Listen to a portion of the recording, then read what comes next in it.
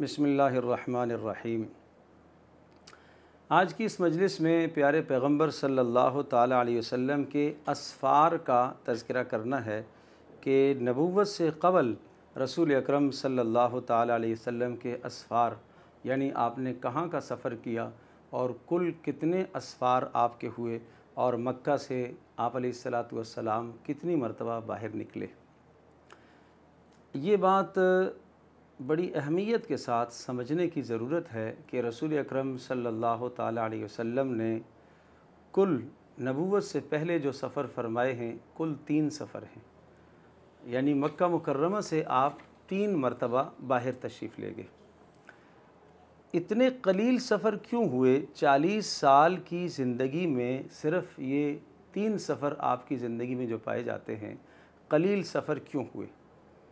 ये बात ज़हन नशीन करने की है कि मक्का मुकर्रमा का जो माहौल था वो माहौल कोई ऐसा पढ़ा लिखा माहौल तो था नहीं, और ना ही वहाँ दुनिया की कोई हुकूमत उनके ऊपर हुक्मरानी करती थी, और इसी तरह से ना ही वहाँ तालीम और तफ़क्कुह और इस चीज़ का कोई ऐसा रिवाज था कि कोई सकाफ़त हासिल करने के लिए, सीखने के लिए बाहर जाता।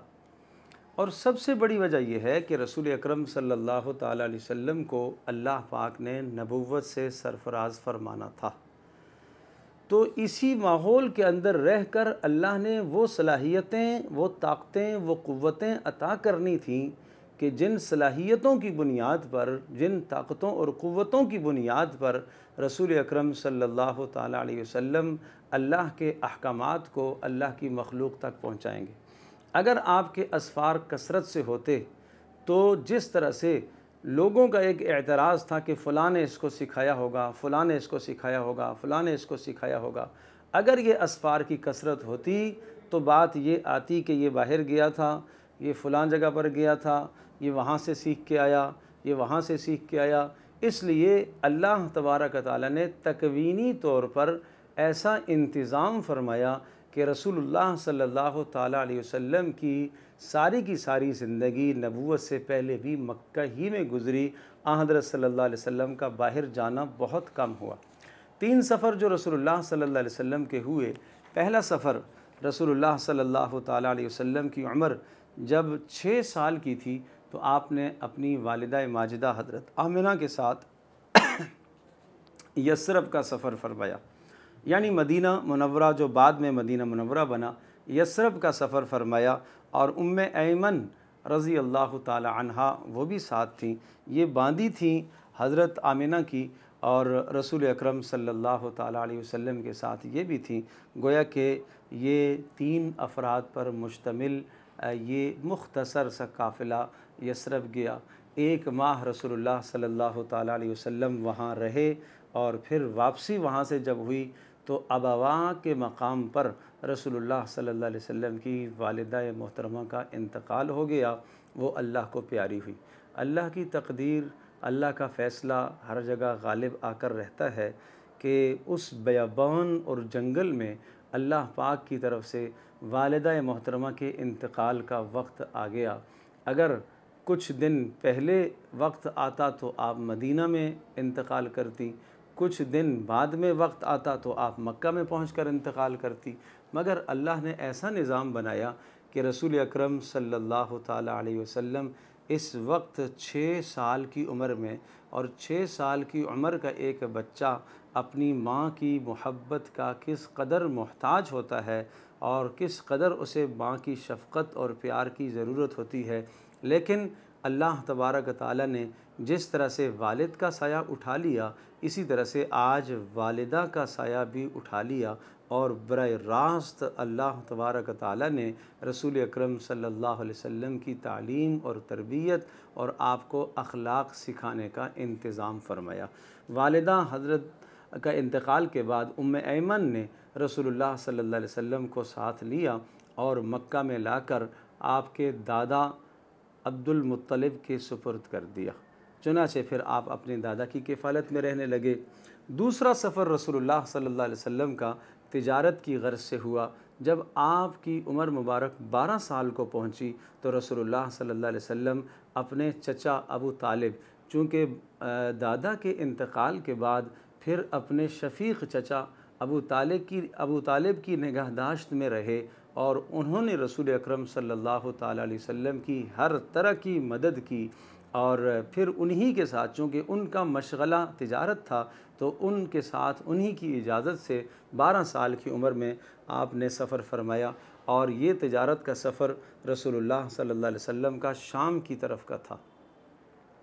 तैमा के मकाम पर आप अलैहिस्सलाम पहुँचे तो एक राहिब था और जिसका नाम था बहीरा, और ये उसका लक़ब है। बाज़ ने बुहैरा लिखा, बहीरा, बुहैरा, और नाम उसका जरजीस बताया जाता है।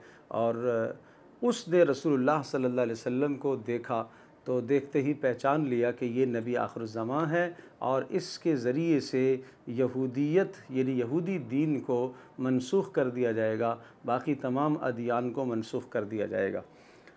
तो उसने अबू तालिब से मुलाकात की और कहा कि इस बच्चे को आप वापस कर दें, मुझे डर है कि शाम के अंदर जब आप पहुँचेंगे तो कहीं यहूदी इसको कत्ल न कर दें। तो आपने पूछा, आपने कैसे पहचाना, आपको कैसे पता चला? कहा, जैसे ही ये इस वादी के अंदर दाखिल हुआ तो इस वादी का हर दरख्त और हर पत्थर में देख रहा हूँ कि वो सजदे में गिर गया, और ये सजदा नबी के अलावा किसी और की ताज़ीम के लिए नहीं होता, यानी ये नबी का एहतराम और उसकी ताज़ीम है। और दूसरी बात ये है कि हमने जो अपनी किताबों के अंदर पढ़ा है वो तमाम तर निशानियाँ इसके अंदर मुझे नज़र आ रही हैं और वो मौजूद हैं, लिहाजा ये ख़ातमुन नबिय्यीन और ख़त्मुल मुरसलीन बनेगा, इसे आप वापस कर दें। तो चचा अबू तालिब ने हज़रत सल्लल्लाहु ताला अलैहि वसल्लम को वहाँ चंद जवानों के साथ, ग़ुलामों के साथ कर दिया और रसूलुल्लाह सल्लल्लाहु अलैहि वसल्लम को वापस कर दिया।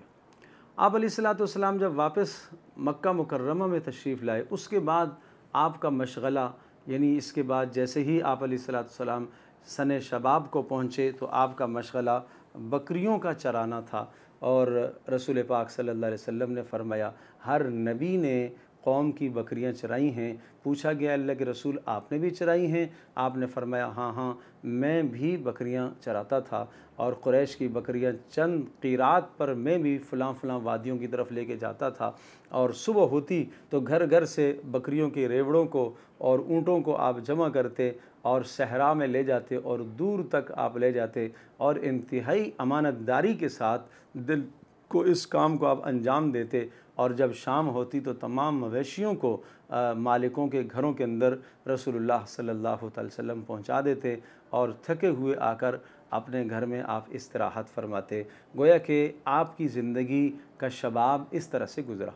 और फिर तीसरा सफ़र रसूलुल्लाह सल्लल्लाहु अलैहि वसल्लम का फिर दोबारा हुआ, और ये सफ़र मक्का की एक नहायत ही शरीफ ख़ातून, शरीफ घराने से ताल्लुक़ रखने वाली एक ख़ातून हज़रत खदीजा रज़ी अल्लाह ताला अन्हा, गोया कि एक मालदार ख़ातून थी, मगर इंतहाई फ़हम और फ़िरासत रखने वाली थी, इंतहाई समझदार ख़ातून थी, और समझदार होने के साथ साथ अल्लाह पाक ने उन्हें माल भी दे रखा था।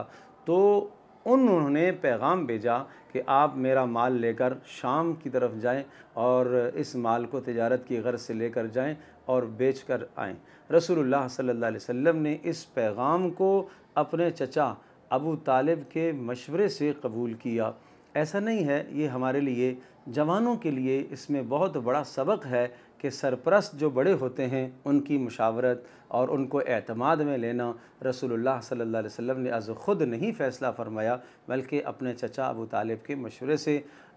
चूँकि रसूलुल्लाह सल्लल्लाहु अलैहि वसल्लम पर बाप का साया तो नहीं था, माँ का साया तो नहीं था, आपके चचा ही आपके बड़े थे, वही आपके सरपरस्त थे, उन्हीं की सरपरस्ती में आप रह रहे थे। तो ये हमारे जवानों के लिए एक बहुत बड़ा अहम पैगाम है कि आप अलैहिस्सलातु वस्सलाम ने अज़ ख़ुद फ़ैसला नहीं फ़रमाया, बल्कि चचा की इजाज़त से आपने इस बात को कबूल किया और हज़रत खदीजा का माल लेकर आप शाम की तरफ रवाना हुए। और हज़रत खदीजा भी चूँकि समझदार और बड़ी फ़हम फ़रासत वाली ख़ातून थी, तो उन्होंने भी अपने ग़ुलाम को साथ कर दिया ताकि आप अलैहिस्सलातु वस्सलाम की अमानतदारी को, दयानतदारी को देख सके। चुनांचे इस सफ़र में भी एक और राहिब ने मुलाकात की और उसने भी रसूल अकरम सल्लल्लाहु अलैहि वसल्लम की तमाम अलामात को देखा और पहचान लिया और ये कहा कि हाँ, ये नबी आखिर ज़मां हैं और अल्लाह तबारक व तआला ने इन्हीं के ज़रिए से नबूवत के सिलसिले को ख़त्म करना है। और वापस जब आप अलैहिस्सलाम तशरीफ़ लाए तो अल्लाह पाक ने बहुत बड़ा नफ़ा इस तिजारत में दिया और जो ग़ुलाम थे मैसरा, उन्होंने आकर हज़रत खदीजा रज़ी अल्लाह ताला अन्हा को सारी तफसील बताई, इनकी अमानतदारी की और दयानतदारी की और सिद्क़ व वफ़ा और सच्चाई की तमाम बातें बताईं। और भी जो रास्ते में वो आमाल, वो काम जो आम इंसान से नहीं हो पाते और वो रसूलुल्लाह सल्लल्लाहु ताला अलैहि वसल्लम के साथ वो मामलात पेश आए। मसलन एक दरख्त के नीचे आप तशरीफ़ फरमा हुए तो दरख्त जो है आप अलैहिस्सलाम की तरफ झुक गया और उसने आपकी तरफ साया कर लिया। इस तरह के जितने भी मामलात ख़र्क़ आदत के तौर पर ग़ुलाम ने देखे, वो सब हज़रत खदीजा रज़ी अल्लाह ताला अन्हा को आकर बताए। अब हज़रत खदीजा रज़ी अल्लाह ताला अन्हा ने जब ये सारी बातें सुनी, आपकी अमानतदारी को भी, आपकी दयानतदारी को भी देखा और आपकी सच्चाई को भी देखा और इसी तरह से गैर मामूली चीज़ों को जब उन्होंने परखा, देखा, सुना तो उनके दिल में निकाह की रग़बत पैदा हुई। चुनाचे कई पैगामात हज़रत खदीजा को पहले से आ चुके थे कुरैश की जानिब से, मगर किसी का पैगाम कबूल नहीं किया। हज़रत खदीजा रज़ी अल्लाह ताला अन्हा ने ये पैगाम बल्कि इस ख्वाहिश को ज़ाहिर किया अपनी एक सहेली के यहाँ और उस सहेली ने रसूल पाक सल्लल्लाहु अलैहि वसल्लम तक ये पैगाम पहुँचाया। यहाँ फिर ये बात नोट करने की है कि प्यारे रसूल सल्लल्लाहु ताला अलैहि वसल्लम ने इस पैगाम को अज़ ख़ुद कबूल नहीं फ़रमाया, बल्कि फिर रसूलुल्लाह सल्लल्लाहु अलैहि वसल्लम ने अपने चचा को बीच में डाला और चचा से आपने मशवरा करके इस पैगाम को आपने कबूल किया। चुनाचे चचा अबू तालिब ने ही आपका निकाह पढ़ाया। उस वक्त रसूल अकरम सल्लल्लाहु ताला अलैहि वसल्लम की उम्र मुबारक 25 साल की थी और हज़रत खदीजा रज़ी अल्लाह ताला अन्हा की उम्र 40 साल की थी। अल्लाह अकबर। अल्लाह पाक का निज़ाम है कि एक इंतहाई फ़हम व फ़िरासत वाली ख़ातून अल्लाह पाक ने नबी अलैहिस्सलातु वस्सलाम के घर में उसको लाकर बिठाया और आपके अक़्द में अल्लाह पाक ने दे दी। और इसी को कुरान करीम के अंदर यूँ इरशाद फरमाया, ववजदका आइलन फ़अग़ना, कि अल्लाह तबारक व तआला ने आपको आइल फ़कीर पाया और अल्लाह पाक ने आपको गनी किया हज़रत खदीजा रज़ी अल्लाह ताला अन्हा के माल से। और हज़रत खदीजा के माल से आपको ग़िना हासिल हुई, लेकिन सिर्फ़ ग़िना और मालदारी, हज़रत खदीजा के माल से सिर्फ़ ग़िना और मालदारी ही नहीं, बल्कि हज़रत खदीजा रज़ी अल्लाह ताला अन्हा ने गोया कि आप अलैहिस्सलातु वस्सलाम ने जब नबूवत का ऐलान फ़रमाया तो ख़वातीन में सबसे ज़बरदस्त मुआवनत करने वाली, सबसे ज़्यादा सपोर्ट करने वाली हज़रत खदीजा रज़ी अल्लाह ताला अन्हा थी। जैसे मर्दों में अबू तालिब थे, गो के वो मुसलमान न हुए, और औरतों में हज़रत खदीजा रज़ी अल्लाह ताला अन्हा थी। गोया कि ये अल्लाह पाक की तरफ से एक तकदीर का फ़ैसला था कि अब मोहम्मद रसूलुल्लाह सल्लल्लाहु अलैहि वसल्लम का ज़माना जैसे जैसे नबूवत के करीब आता जा रहा है, आप अलैहिस्सलातु वस्सलाम के घर को एक सलीक़ामंद औरत की ज़रूरत है, एक मुदब्बिरा ख़ातून की ज़रूरत है, एक तजर्बाकार ख़ातून की घर के अंदर ज़रूरत है। तो अल्लाह तबारक व तआला ने ये गैबी और तकवीनी तौर पर ये इंतज़ाम फ़रमाया। हज़रत खदीजा रज़ी अल्लाह ताला अन्हा से आप अलैहिस्सलातु वस्सलाम की जो औलादें हैं, आप अलैहिस्सलातु वस्सलाम की 4 बेटियाँ, ज़ैनब रज़ी अल्लाह ताला अन्हा, रुक़ैया रज़ी अल्लाह ताला अन्हा, उम्मी कुलसूम रज़ी अल्लाह ताला अन्हा और हज़रत फ़ातिमा रज़ी अल्लाह ताला अन्हा। गोया कि ये 4 साहिबज़ादियाँ रसूलुल्लाह सल्लल्लाहु ताला अलैहि वसल्लम की हज़रत खदीजा रज़ी अल्लाह ताला अन्हा के बतन से हैं और 2 बेटे, एक का नाम कासिम बचपन में ही इंतकाल कर गए, जिनकी वजह से रसूलुल्लाह सल्लल्लाहु अलैहि वसल्लम की कुनियत अबुल कासिम थी। एक का नाम अब्दुल्ला, वो भी बचपन में ही इंतकाल कर गए। ये 2 बेटे भी हज़रत खदीजा रज़ी अल्लाह ताला अन्हा के बतन से थे। एक और बेटा आप अलैहिस्सलाम का बाद में पैदा हुआ, जिनका नाम इब्राहीम था, वो हज़रत मारिया के बतन से पैदा हुआ। बाकी गोया के तमाम की तमाम औलाद रसूलुल्लाह सल्लल्लाहु ताला अलैहि वसल्लम की हज़रत खदीजा रज़ी अल्लाह ताला अन्हा से। एक बात बड़ी अहम यहाँ समझने की है और बड़े नुक्ते की बात समझने की है। नाम के हवाले से आम तौर पर लोग पूछते हैं कि क्या नाम रखा जाए, कैसे नाम रखा जाए। तो आप देखें रसूलुल्लाह सल्लल्लाहु अलैहि वसल्लम ने कैसे नाम रखे। आप अलैहिस्सलाम ने एक बेटे का नाम कासिम रखा, एक का नाम आपने अब्दुल्ला रखा और एक का नाम रसूलुल्लाह सल्लल्लाहु अलैहि वसल्लम ने इब्राहीम रखा। ये 3 नाम रख कर आपने गोया कि नाम रखने का एक उसूल और ज़ाब्ता बता दिया। वो क्या उसूल और ज़ाब्ता बताया? नाम कैसा होना चाहिए?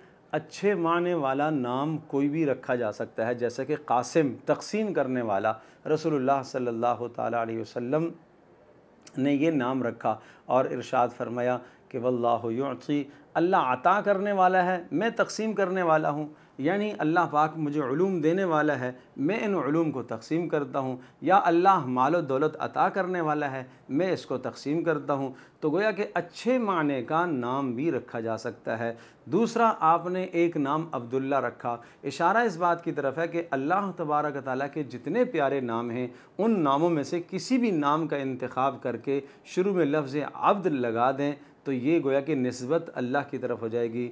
अब्दुल्ला, अब्दुर्रहमान, अब्दुर्रहीम, अब्दुल खालिक, ये गोया कि रसूलुल्लाह सल्लल्लाहु अलैहि वसल्लम ने दूसरा नाम रखने का ये तरीक़ा समझाया कि ऐसा नाम रखा जाए जिसकी निस्बत अल्लाह की तरफ हो।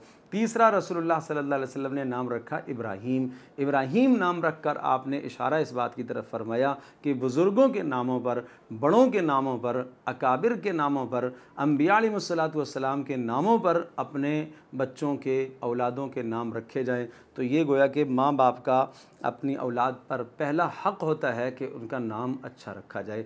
तो आजकल लोग चूँकि जदीद नाम तलाश करते हैं, नई नई चीज़ें तलाश करते हैं, हालांकि रसूलुल्लाह सल्लल्लाहु अलैहि वसल्लम के उस माशरे में अब्दुल्ला नाम के कितने लोग थे। वहाँ अब्दुल्ला बिन मसूद भी हैं, वहाँ अब्दुल्ला बिन अब्बास भी हैं, वहाँ अब्दुल्ला बिन ज़ैद भी हैं, वहाँ अब्दुल्ला बिन उमर भी हैं, वहाँ अब्दुल्ला बिन अमर बिन आस रज़ी अल्लाह ताला अन्हुम अजमईन। ये कितने लोग अब्दुल्ला नाम के हैं।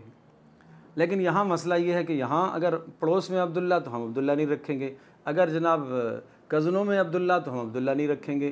तो ये तसव्वुर ठीक नहीं है, बल्कि नाम रखने में अच्छे नाम का इंतखाब किया जाए। ये रसूलुल्लाह सल्लल्लाहु अलैहि वसल्लम का उसवा मुबारक है। बहरहाल ये तफसील भी पूरी हो गई, आप अलैहिस्सलातु वस्सलाम के निकाह की तफसील और इसी तरह से आपकी औलाद की तफसील पूरी हो गई। और अगली नशिस्त में इंशाअल्लाह हम अर्ज़ करेंगे आप अलैहिस्सलातु वस्सलाम की नबूवत से पहले सिमाजी मेहनत किया थी, इंशाअल्लाह उसको हम अगली नशिस्त में बयान करेंगे। व आखिर दावाना अल्हम्दुलिल्लाहि रब्बिल आलमीन।